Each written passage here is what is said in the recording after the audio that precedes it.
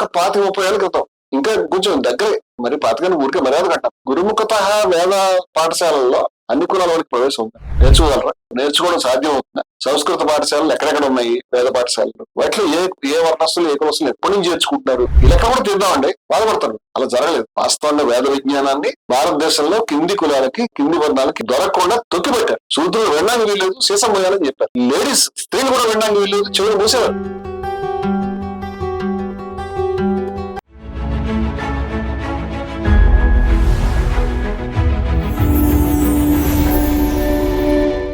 వేదాలకు సంబంధించి మరి ఎట్లా తెలుస్తుంది ప్రజలకు? వారు చెప్పారు గురుముఖత నేర్చుకోండి అని చెప్పారు వారు మనకి. నేను కొన్ని కఠినమైన ప్రశ్నలు అడుగుతానండి. ఇప్పుడు చాలా మంది వీక్షకులకి, హిందువులకి, భక్తులకి కూడా కొంత కన్ఫ్యూజన్ వస్తుంది దీనివల్ల. ఈ కన్ఫ్యూజన్ దూరం చేయాలి. మీరు గురుముఖత నేర్చుకోవాలంటే పాఠ పద్ధతి, పఠన పద్ధతి ఉంటాయి వేదాలు. అంటే వేదాన్ని సుస్వరంగా ఏ విధంగా చదవాలి, ఏ విధంగా దాన్ని ఉచ్చరించాలి, ఏ విధంగా పఠించాలి, అది ఖచ్చితంగా గురువు దగ్గర నేర్చుకోవాలి. ఏమైనా ఇంటర్నెట్ లో మరి ఏమైనా దానికి సంబంధించి కూడా సుదీర్ఘమైన కోర్సులు ఆన్లైన్ లో ఆడియో వీడియోలతో సహా ఏమైనా ఇంటరాక్టివ్ కూడా భవిష్యత్తులో వచ్చినాయో వస్తాయో నాకు తెలియదు. కానీ సాధారణంగా ఇప్పటిదాకా వేద పండితులంతా కూడా గురువు దగ్గరే దాన్ని అధ్యయనం చేస్తారు. నేను వేద పఠన పద్ధతి గురించి మాట్లాడలేదు, వేదాన్ని పఠించలేదు, ఆ సుస్వరంగా పఠించాను. నేను ఆ పని చేస్తాను చెప్పలేదు. వేద పఠనం అది వేరు, అది గురుముఖత నేర్చుకోవాలి. వేదంలో ఏముంది దాని అర్థం తెలుసుకోవాలంటే ట్రాన్స్లేషన్స్, దాని ట్రాన్స్లేషన్స్ చదువుకోవచ్చు.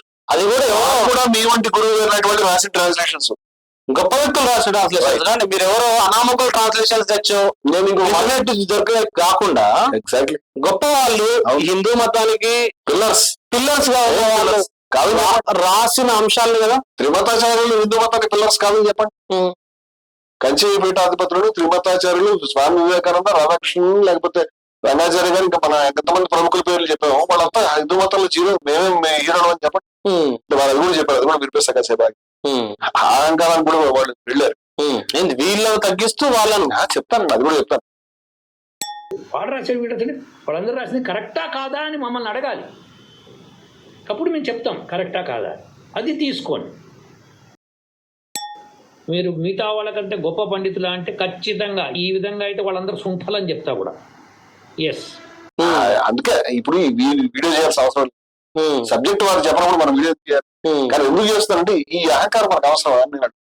ఇప్పుడు ఘనపాఠం వారు గమనించాల్సిన విషయం ఏంటంటే, మేము వేదాన్ని పఠించడం నేర్చుకోవడం రాలేదు, పఠనం చేయడం లేదు. మీరు చేయగలుగుతారు, మీరు ఘన పాఠం చేయగలుగుతారు, కొంతమంది జటాపాఠం చేయగలుగుతారు, వారి ఇష్టం. మీ యొక్క కృషికి నమోవాక తగ్గించే ఉద్దేశం అస్సలు లేదు. చాలా పెద్ద పని నాకు తెలుసు. మీ యొక్క పాండిత్యానికి నేను తల వంచి మాట, నేను తప్పు ఇప్పుడు మాట. కానీ గురుముఖత మీరు నేర్చుకోవాలి రూల్ చెప్తున్నారు కదా. గురుముఖత నేర్చుకోవాలంటే మీరు రంగాచార్య గారు చూపించకుండా ఉండాలి. ఒక విషయం ఒకసారి కాదు, మా వీడియోలో కాదు, నేను వారి ఛానల్ లో నేను చూసానంటే వారు కావాలంటే ముచ్చట పడితే అది కూడా చూపిస్తాం. చాలా సార్లు వారు రంగాచార్య కోట్ చేస్తాం. ఇప్పుడు రంగాచార్య బూతులు పనికి రాకుండా రంగాచార్య గారు వ్యక్తిగతంగా నాకు తెలుసు. వారు వేదాలు అనువదించినప్పుడు నేను వారితో ఇంటరాక్షన్ లో ఉన్నాను, వారితో మాట్లాడేవాడిని, వారితో ఆ సౌభాగ్యం నాకు కలిగింది. వారు మా సభలకు వచ్చేవారు. వారికి నాకు ఉన్నది ఇక్కడ చెప్పడానికి సరిపో, నా పత్రికలు కూడా రాశారని నేను చెప్తున్నాను. అంచేత ఈజీగా వేదాన్ని అనువదించడం ఏం మజాకైనటువంటి కృషి కాదు. ఉపనిషత్తులు ఏం మజాకైనటువంటి పని. ఆయన వేదాలు, రామాయణం, భారతం, భాగవతం అన్ని చేసి పారేశాడు. ఆయన అంత కృషి చేసాడు ఎవరు. ఈజీగా పట్టుకుని ఆయన బూతులు మాట్లాడాడు, ఆయన చేశాడు. ఆయన అసలు అనువాదమే కాదని ఈజీగా తీసి పారేస్తున్నారు. మరొక పక్క చక్కగా రంగాచార్యులు వాడుకుంటారు. ఏదైనా వాళ్ళ వీడియోలో పుస్తకాలు పరికరాలు కూడా మీరు వాడకూడదే, మీరు తీయకూడదు. మీరు ఎందుకు తీస్తున్నారు? ఎక్కడ తీసారు చూపించమంటారా? ఖచ్చితంగా చూపిస్తాం, బాధపడతారు మీరు. అయితే నేను ఒక విషయం చెప్తాను.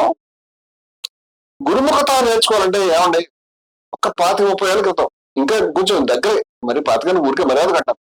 గురుముఖత వేద పాఠశాలల్లో అన్ని కులాల వాళ్ళకి ప్రవేశం ఉంది. నేర్చుకోగలరా? నేర్చుకోవడం సాధ్యం అవుతుందా? సంస్కృత పాఠశాలలు ఎక్కడెక్కడ ఉన్నాయి? వేద పాఠశాలలు వాటిలో ఏ వర్ణస్తులు ఏ కులస్తులు ఎప్పటి నుంచి చేర్చుకుంటున్నారు? ఈ లెక్క కూడా తీద్దామండి, బాధపడతారు. అలా జరగలేదు. వాస్తవంగా వేద విజ్ఞానాన్ని భారతదేశంలో కింది కులాలకి కింది వర్ణాలకి దొరకకుండా తొక్కిపెట్టారు. శూద్రులు వినడానికి వీల్లేదు, సీసం పోయాలని చెప్పారు. లేడీస్ స్త్రీలు కూడా వినడానికి వీల్లేదు, చెవులు మూసేవారు. ఈవెన్ బ్రాహ్మణ స్త్రీలు కూడా ఇంట్లో వేదపడటం వస్తుంది, మీరు వెనకండి వాళ్ళకి ఇన్స్ట్రక్షన్ చెప్పడం, చెవులు కూడా జరగలేదంటే ఆ విషయం వాస్తవం కదా. రంగాచార్య గారు ఆ వేదాలను ఆవిష్కరించిన సభలో వడ్రే వీరలక్ష్మి గారు అనుకుంటారు, మాకు ఇలా జరిగిన అవమానాలని కూడా ఇక్కడ వేదం ఈ విధంగా వింటూ ఉండి చదువుకుంటూ మాకు ఆ అవమానాలు తొలగిపోయిన సంతోషపడుతుందని ఆవిడ స్పీకర్ గా మాట్లాడి చౌరా కన్సంలో 99 2000 నాకు సరిగ్గా గుర్తులేదు విషయాలు చెప్తున్నాను నేను. ఇవాళ గురుముఖత అంటే సబ్జెక్టు బయటకు రావడం అనేది మీకు ఇష్టం లేదా? అందరూ ఘనాపాట్లు ఎవరండి, అందరూ జటాపాట్లు ఎవరు, అందరూ వేద పఠనం నేర్చుకోరు. నేను నేర్చుకోవాలని నేను అనుకోవడం లేదు, నేను నేర్చుకోవడం నాకు సాధ్యం లేదు, చాలా గొప్ప విషయం. కానీ వేదంలో ఏమో తెలుసుకోవాలని అనుకుంటాను, మీరు తెలుసుకోకూడదు అనుకుంటారు మమ్మల్ని. వేదాల్లో ఏమో తెలుసుకోవాలంటే మాకు అవైలబుల్ గా ఉండేటువంటి ప్రధానమైనటువంటి అన్ని కూడా ఖచ్చితంగా బయట ఉన్న అనువాదాలు అవైలబుల్ ఉంటాయి. ఆ అనువాదాలకు వాటి ఇచ్చినటువంటి ప్రతి పదార్థాలని, ఆ వాతావరణాన్ని, అన్వయాన్ని చూసుకుంటూ మా మైండ్ అప్లై చేసుకుని చూసుకోవడం మాకు ఏ మార్గం లేదు. బాబాసాహెబ్ అంబేద్కర్ సంస్కృతం నేర్చుకుంటారని నేర్చుకోవాలని తెలుసా మీకు? ఆయన సంస్కృతం నేర్చుకోవడానికి ఆయన నువ్వు అంటరానుకుల్లో పుట్టండి సంస్కృతం పనికిరాలని చెప్పారు. ఆయన నేర్చుకుంటే ఏం జరిగదు, ఎన్ని అద్భుతాలు చేసేవాడు అనుకుంటాను నేను. నారాయణ నేర్చుకున్నాడు, దానికి బ్రహ్మాండమైనటువంటి భాషలు ఆయన చక్కటి ఆయన కూడా వారు కూడా బ్రహ్మసూత్రం స్థాయిలో వారు కూడా రాశారు, చాలా అద్భుతాలు రాశారు. నేను చాలా రోధించి ఉన్నాను. అంచేత వేద విజ్ఞానాన్ని అలాగే ఉపనిషత్తుల వేదంలో క్రింది కులాలకు సంబంధించిన ఋషులు ఉన్నారు, శూద్రులు ఉన్నారు, అతిశూద్రులు ఉన్నారు, వేదంలో స్త్రీలు ఉన్నారు, ఋషికలుగా ఉన్నారు, వారు దర్శించారు దాన్ని. అట్లాంటి వేదాన్ని స్త్రీలకి శూద్రులకి చేస్తే దయానంద గ్రేటెస్ట్ హీరో అండి, మహానుభావుడు. ఆయన పోరాడి అందరికీ దాన్ని రిలీజ్ చేయించాడు. కానీ అందరికీ అన్ని చోట్ల ఇప్పటికీ రిలీజ్ కాదు, ఇప్పటికి కూడా ఇది చూసే విధానం ఉంది. అంచేత మీరు గురుముఖత నేర్చుకోవాలంటే కొంచెం నేను మొదటి వీడియో అనలేదు, తర్వాత మీ వ్యవహారం చూస్తే అంటే కనుక్కోమంటాం, అలా అనకండి దగ్గర. నేను గురుముఖత, మీరు కూడా గురుముఖత మీ గురువు గారు చెప్పింది చెప్పడం లేదు. మీరు రంగాచార్యులు మీరు శుభ్రంగా పెడుతున్నారు, మేము రంగాచార్యులు మీరు చదువుకుంటాం. మా విచక్షణ బట్టి మేము కూడా దాంట్లో తప్పుల మీద ఒక అంచనాకు వస్తాం. దాని మీద మా అభిప్రాయాలు మాకుంటాయి, మీ అభిప్రాయాలు మీకుంటాయి. అభిప్రాయాలు చెప్పండి, అభిప్రాయాలు మాట్లాడండి. ఇది విధానమే కాదంటే పుస్తకాలని వేదం లేదు, పుస్తకం పడ్డానికి వీల్లేదు, ప్రింట్ చేయడానికి వీల్లేదు, అతను కూడా ట్రాన్స్లేట్ చేయొద్దని చెప్పేసి ఒక ఉద్యమం చేయండి, వీడియో పెట్టండి. దాని మీద వేద పుస్తకాలన్నీ కూడా మీరు తీసేయండి, తగలబెట్టండి, మొత్తం అన్ని కూడా రద్దు చేసేయండి. వేదం గురుముఖత నేర్చుకోవాలి, కిందకి రాకూడదు. గతంలో చేసింది సంప్రదాయానుసారం శృతులు వినాల్సిందే, దాన్ని ఎక్కడ రాయకూడదని కొంతకాలం ఉందని చెప్తారు. నాకు నిజంగా దాని మీద సంపూర్తి అవగాహన పుస్తకాలు ఎప్పటి నుంచి ఉన్నాయని చూడాల్సింది, నాకు ఎగ్జాక్ట్ నేను చూసింది కాదు. కానీ శృతి అనేటువంటిది వినాలి కాబట్టి దాన్ని ఎక్కడ రాయకూడదు అనేటువంటిది కూడా ఉండేది. తర్వాత వచ్చినాయి, ప్రమాణంగా వచ్చినాయి, రికార్డు మనకు దొరుకుతుంది. కూడా నాకు తెలిసి వేదమే తక్కువ ప్రక్షిప్తాలతో ఉంది, రామాయణ భారతాలతో కలిసి ప్రక్షిప్తాల కంప్లైంట్ కూడా వీటికి తక్కువ ఉంది. వేదం గొప్పతనం. ఇది ఉన్నప్పుడు గురుముఖత నేర్చుకోవాలనేది అది కరెక్ట్ అయినా ఆ విషయం అనేది మీరు ఆలోచించుకోవాలి. ఏమంటే పుస్తకాల్లో మంచి చెడు ఉన్నాయి. రంగాచార్య గారి అనువాదాలు ఒకటి నేను ఎందుకు చూపించానంటే నాకు నచ్చింది, రెండో నాకు నచ్చలేదు అని వారు అంటారని వారి తరఫున చాగంటి గారు చెప్పారు. మంచిదండి, పుస్తకాల్లో మంచి చెడ్డలు ఉంటాయి, మంచి అనువాదం చెడ్డ అనువాదం. ఈవెన్ ఒక పుస్తకంలో కూడా మంచి అనువాదం చెడ్డ అనువాదం. కానీ పుస్తకాల్లో ఉన్నట్టు గురువులు దగ్గర ఉంటారండి, మంచి గురువులు చెడ్డ గురువులు. గురువులు కూడా మనుషులే కదండి, వారు రాసిన పుస్తకాలు రాసినట్టే మీరు కూడా కదా. మీరు కూడా కొన్ని మంచి విషయాలు చెప్పచ్చు, కొన్ని తప్పుడు అనువాదాలు చేయొచ్చు.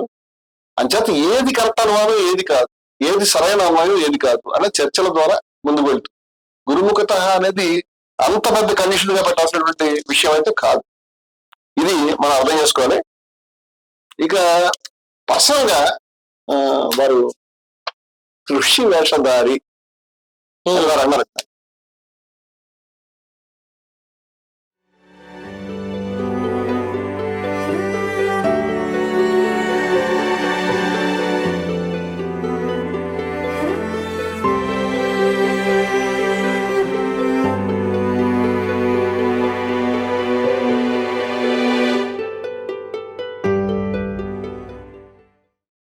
మీ ఆలోచనల్ని మరింత సంపద్వంతం చేయగల ఈ పుస్తకాల్ని మీరు చదివారా?